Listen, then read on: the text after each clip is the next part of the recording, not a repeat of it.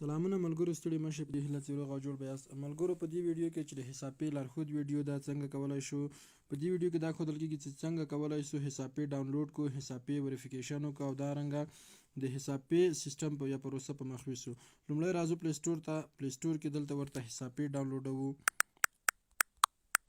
حساب پې ډاونلوډوو. دغه پروګرام د ملګرو چې د زنځیر لیمیټډ لخوا څخه وړاندې شوی ده په افغانستان کې. دا ما د تیار ډاونلوډ کړی ده، انسټال د تیار. اوس راځم حساب پې خلاصوم. دا د حساب پې پروګرام د حساب پې چې کله را خلاص کړئ سټارټ اپ کې تاسو ته دغه شی راځي. یعنې دلته تاسو کولی شئ چې د هر ملک هغه نمبر ورکړئ، په هماغه باندې جوړ کړئ.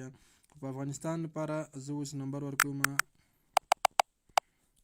لمړی به هغه نمبر ورکړئ ملګرو چې په کوم نمبر باندې تاسو اکاونټ جوړوئ، یعنې هغه ته یو وریفیکیشن کوډ راځي.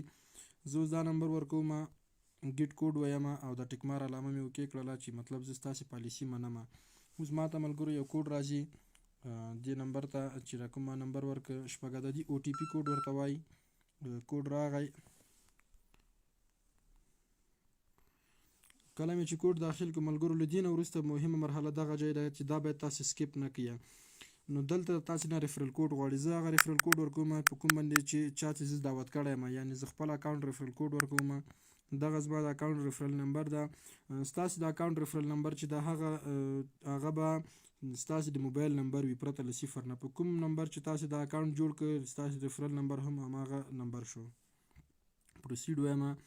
ریفرل نمبر چې جوړ شول. اوس ملګرو راځم دلته څنګه کولی شو اکاونټ وریفای کو. دلته په ایډیټ باندې کلیک کوم.